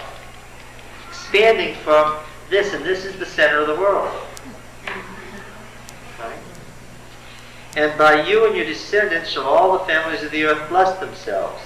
Behold, I am with you and will keep you wherever you go and will bring you back to this land. I will not leave you until I have done that of which I have spoken to you. So what is the promise? Now he's going away from home. He's going away from his mother and father. And so what is the promise? They go bring him back. Of course, he has to go away, and what's he thinking about? When can I come home? And God promises him at this opportune time, I'll bring you home. Don't worry about it. I will bring you home. And But he will. everywhere he goes, will be here to come here. Yeah, that's right. And even though you seem to be journeying a long way away, he's going to Haran in the northern Fertile Crescent. What is that? That's still going to be part of the land of your descendants, because the Syrians don't want to hear this. Because what? I'm not going to let you, the patriarch, leave the covenant land. Where you go, that will be given to your descendants. This was seized upon, of course, by the Empire of Solomon as a reason for the conquest of Syria. It's also seized upon by the modern state of Israel for the same reason. You see, these Arabs aren't dumb. They also know these stories from the Old Testament because they're incorporated into the Quran. When the Prime Minister of Israel says, Greater Judea and Samaria, Greater Judea and Samaria, what is he referring to?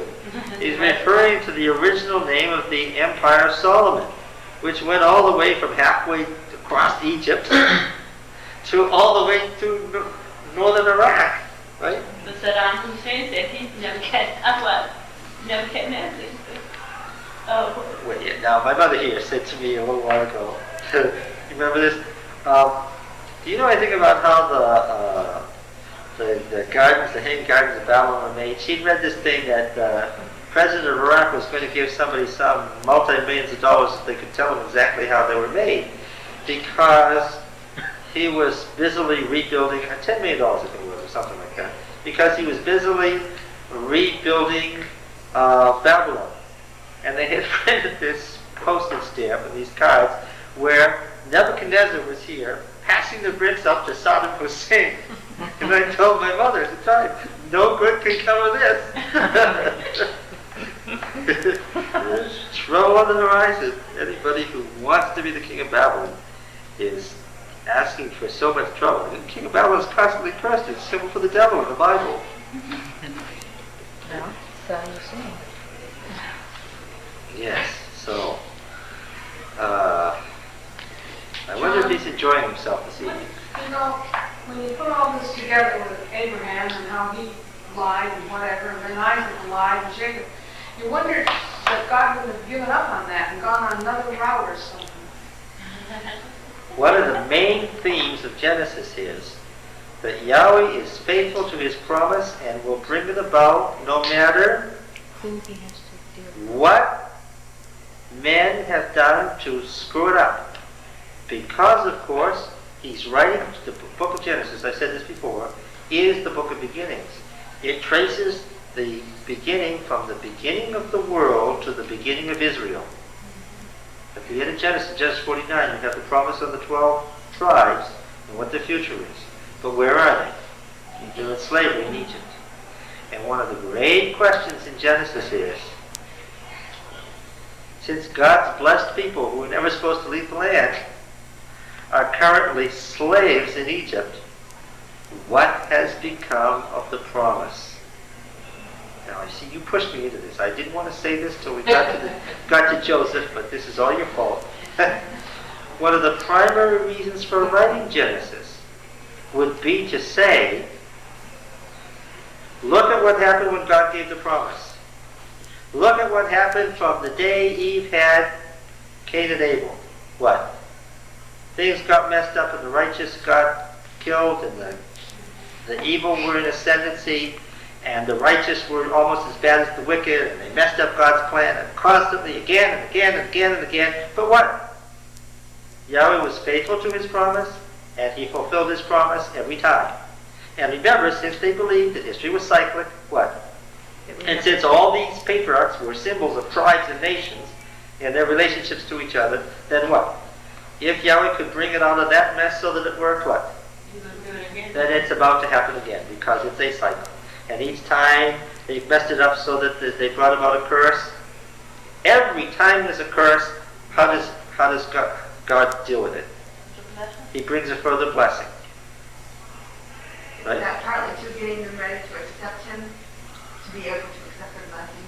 That when they have actually been cursed, they're more receptive? Well, I suppose these slaves in Egypt had to believe that what?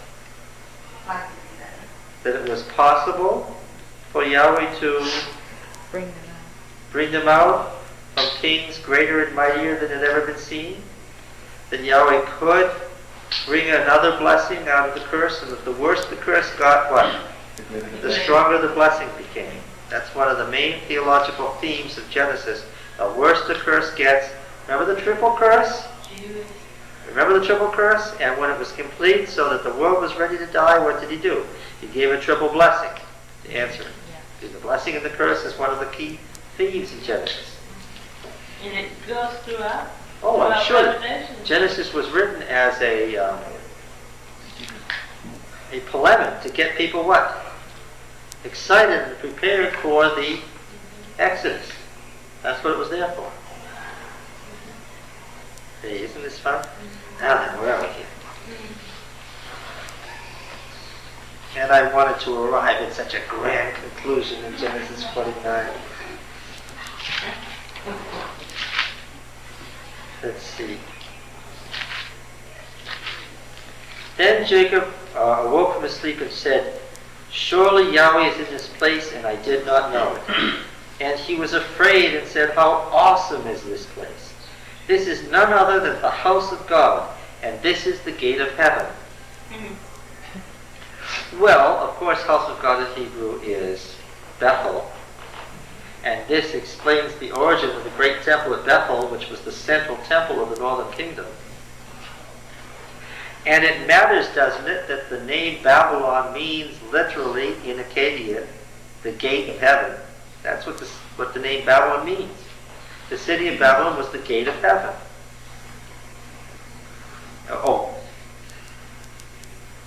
Yeah, he doesn't despise the Canaanites, but he doesn't like the Babylonians very much either, does he? Because they're false. The thing about Babylon is they think they're the gate of heaven and they're not. He's every time he comes to Babylon, doesn't have good things to say about that either. Well, then he has to establish the one God too. Yes. All right. So this is the house of God, and the gate of heaven is very meaningful. The gate of heaven is not in Mesopotamia. It's at the temple of Bethel, the house of El. Bethel is also mentioned in the Ugaritic text. Bethel was the name of the temple, and there was a Canaanite god, El Bethel, the god of the house of God. Well,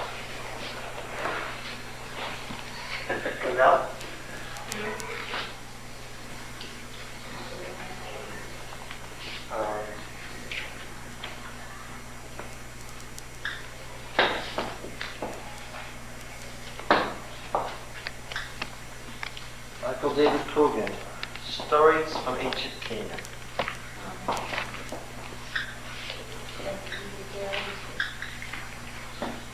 Wanted to read some of the Canaanite myths. Or you could go to James B. Pritchard, editor,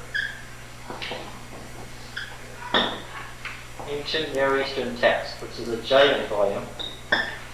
Probably it's a reference work, this fat, and then there's a supplement to it, which you can get in the library.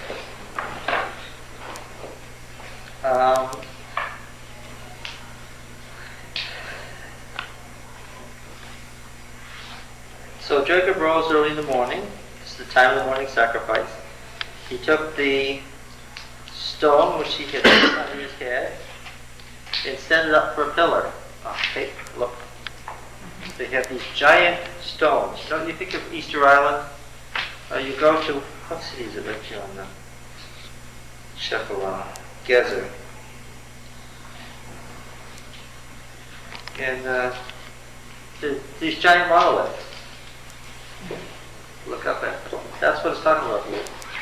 And he set up this giant steel so he has supernatural strength. He set it up as a pillar, poured oil on the top. They call the name of that place Bethel, house of God. The name of the city was Luz at the first. Then Jacob made a vow, saying, this vow is really funny. If God will be with me and will keep me in the way that I will go. Now this is El. It doesn't say Yahweh at all. This is El. It's the Yahweh's writing, so he calls him Yahweh, but he says he's calling on the name of Yahweh. He doesn't mean to say, as he writes, it clearly doesn't mean to say that Jacob used the name Yahweh. Jacob didn't know the name Yahweh. The name Yahweh comes when? At the Exodus, as a further revelation of God. He calls him El and Elohim. This is the house of El that he's at. Beth-El. Now he says, if El will be with me and will keep me in the way that I will go, and will give me bread to eat. He's such a whimpering baby. Will give me bread to eat. This is an adult. And clothing to wear, so that I come again to my father's house in peace.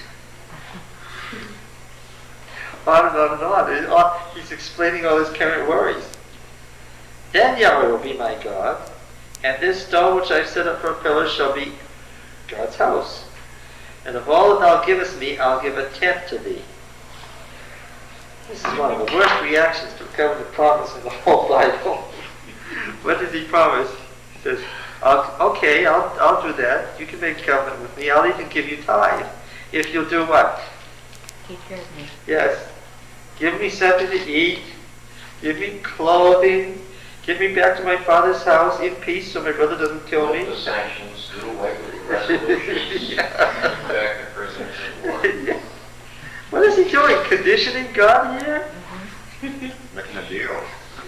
Look, what did God just said? I'll pay you for He had just said, I'm the God of Abraham and Isaac, and I'll be with you wherever you go. Had he laid any conditions on him? No, he said, I'm going to take care of you. So what's Jacob's reaction? He wants to be sure these conditions. Okay, I'll let you do that as long as you'll do the following. Here's 10 things you can do, and then you can be my God. Right? This is really a bad reaction. This is really an exceedingly immature reaction. And you've got to think now, okay, somebody's already made the point. This is the patriarchal family. This is the chosen son. These are the only people who have the truth. He's supposed to understand what's going on. And what? He doesn't. This is practically heathen religion here, right?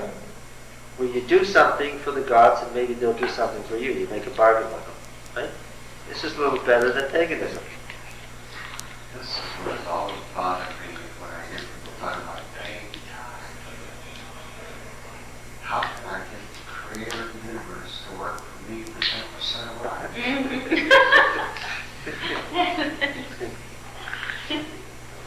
Yeah, it's a passage in Malachi that is somewhat misused. Yes. And he's really got a totally pagan concept of what the covenant is all about. Now, but you know, because you're reading along with the Yahwehs, you know, what will God do? Will God straighten him out? Oh, yes. Don't worry about it. Why? You know what's going to happen. God will fix this. But I think this is just the beginning of his relationship with God. Before, he never knew God. And so when Who was taking care of the family relationship to God? Rebekah. Right, Rebekah. yeah. Yes. Because remember, the clan patriarch and matriarch were responsible for the religion of all the hundreds of people in the clan, right? Mm-hmm. So if you belong to the household of Abraham, who had 1,000 males in his house, you didn't have to worry about it personally. Why? Abraham would take care of that. Right? And it's very clear at this point that he has no relationship to God. Why? He wasn't. Well, God introduces himself as the God of Abraham and Isaac. What does that tell you? says, now I'm going to be your God. Right? He's offering to become his God. And Jacob's reaction is what? Okay, as long as the following 10 things I need, as long as you promise you'll give them to me, then I'll consider it. He's kind of trying God out too. He's saying, well, okay, if you're really going to do what you promised me, I'll give you a chance. But he also, remember the Yahweh's things. He's writing literature. His heroes are not just people in the past. They are every man and every woman, right? He wants you to put yourself where? In the shoes of Jacob and know what? Because he's telling Israel what? History repeats itself what? You and I have done this same thing. That's part of this point. There's no concurrence here, too. It's sequential. If you do that, and when you have done it, then I... Yeah, then I'll let you be my God. Yeah, that's right. Yeah. What were Isaac and Rebekah thinking of not passing this down to their son? Type religion or theology or whatever you're going to call it. Well, here he is at some age when his father is going to die or whatever, and he's still totally in the dark. the Israelites to whom the Yahweh was writing were living in slavery in Egypt and asking this question: where is the God of the fathers, and why isn't he doing what he promised? And what's the answer? Unless the God of the fathers becomes what? Becomes your God, the fact that he was the God of the fathers can't help you at all. Right? That's part of the point he's making here. You can't pass on a spiritual experience. It's not inheritable. Right? And it's obvious that they were saying he hasn't done for us what he promised. Right? And it's the whole thing about the kingdom. The kingdom of God was already present because God was already there and he had already blessed the patriarchs and they were already powerful and the Canaanites were already afraid of them even though they didn't know it. So the kingdom of God was present, but it was also yet to come. Because there was this constant tendency that as soon as God blesses you, the kingdom of God is in the deal that the righteous have with God. Right? And that deal that's going on privately between them and God is the covenant, and it's not spiritual. Right? And the thing about Jacob's problem was he didn't know that the covenant was spiritual yet, right? He didn't know that that was the primary thing. And that righteousness was what was called for. He didn't have any concept of that yet. So he knew the story, Yeah. but he didn't understand the one-on-one. He hadn't caught on to him. And one of the problems is that every generation, the Yahweh says, God has to do what? Go through the same thing. Now eventually Jacob does become a spiritual giant in Genesis. And he is spiritual. And he's going to live through the horror of what? But he has to do it. Well, he and, yes, he could never make it with his mother present. Well, he and his brother were a nightmare to God. What is he going to have? He's going to have children to deal with that made him and his brother look mild. God had something waiting for him. Down to the 10th generation. Yeah. All right. Jacob went on his journey, came to the land of the people of the east. As he looked, he saw a well in the field, and 3 flocks of sheep lying beside it. Now that well the flocks were watered. The stone of the well's mouth was large. When all the flocks were gathered there, the shepherds would roll the stone from the mouth of the well, and feed them water the sheep, put the stone back. Jacob said, "My brothers, where do you come from?" They said, "From Haran." They said, "Do you know Laban the son of Nahor?" They said, "We know him." And that's all they said. They should have said, "Oh, he's a wonderful man," but they didn't say that. He said to them, "Is it well with him?" They said, "It is well. And see, Rachel, his daughter, is coming with the sheep." He said, "Behold, it's still high day. It's not time for the animals to be gathered together. Water the sheep and go pasture them." They said, "We cannot until the flocks are gathered together. The stone is rolled from the mouth of the well. Then we'll water the sheep." Well, at least we're on some common ground here, something he knows about. Right? This is something that he's secure in because what? Taking care of the flocks was his deal. Now we're on his background, right? He's telling them he's actually being active rather than passive. He's telling them this isn't a good time to water the sheep. While he's still speaking, Rachel came with her father's sheep, for she kept them. Oh, there, right away. He's a shepherd. She's a shepherd. When Jacob saw Rachel, the daughter of Laban, his mother's brother, and the sheep of Laban, his mother's brother, Jacob went up and rolled a stone from the well's mouth. She inspired him. And we're going to find out for lots of reasons. Because what? Oh, yes. She is what? She's just what he needs. Who is he missing? We wish he could say that he was really missing his father and his brother. But truthfully, we have to say he wasn't missing them that much. But what? He was missing his mother, and what? We've already come to this passage in Genesis, the Lord will provide. We have a woman who's very much like her, enters his life. And then Jacob kissed Rachel and wept aloud. This is very, very inappropriate behavior in the ancient East, as it would be now. A man is not to kiss a woman in public. And she must have thought he was a nut. First he goes up and with this real strength he tears the stone away and waters her sheep for her, which must have been interesting to her. And then he came up and kissed her, which was probably even more interesting, and then he cried. What? And why was he crying? Pray. She reminded him that his mother. Yes, of course, because she reminded him of his mother. Might it even look like it? Oh, I'm sure she did look like her. She was his niece. The same words, yes, niece. The same words to describe her. Jacob kissed Rachel and wept aloud, and Jacob told Rachel that he was her father's kinsman and that he was Rebekah's son, and she ran and told her father. Was Laban glad? Oh, I think so, yes. When Laban heard the tidings of Jacob, his sister's son, he ran to meet him and embraced him and kissed him and brought him to the house. This is just the same words as what he did with the serpent of Abraham. Jacob told Laban all these things, and Laban said to him, "Surely you are my bone and my flesh." What does that remind you of? Those are exact words, a quote from Adam to Eve. And he stayed with him a month. Laban said to Jacob, "Because you're my kinsman, should you serve me for nothing?" Such a deal I have for you. Right?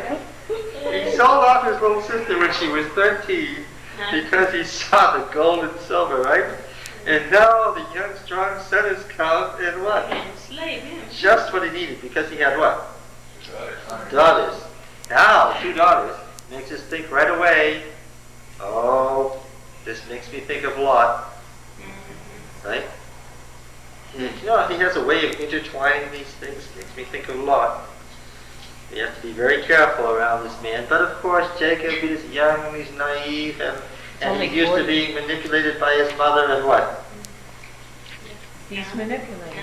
Until he can stand on his own 2 feet and not be manipulated, he's not going to be worth anything. And it's going to be a long time before he's willing to not be manipulated. And when does it finally happen? But you can see him trying. He's working at it though. When he finally gets to the place where, in the night, an aggressor comes to kill him, and what? He wrestles. Fights all night, and he will kill that person before he'll let himself be killed with his family behind him. And finally it dawns on him that he's fighting against God. And he knows it's not just physical, because there's not just anything that's just material in the ancient mind. He's fighting against God spiritually. And this time he's going to say, "I won't let you go unless you bless me." And he doesn't mean, "Give me food and clothes." Why? He's got all that. He realizes the blessing, but he probably goes back to what his mom has done and his dad's death. Everything. The terrible circumstances of his father's death, the whole thing was horrible. And then finally, through years of experience, he figured out what the blessing was. And Uncle Laban, the wicked manipulator that he is going to be God's agent in this refining process, right? Because remember, there isn't anybody or anything. The arrows doesn't back off on this. The devil is what? The devil is God's 7. All right, time to stop. Thank you. Thank you.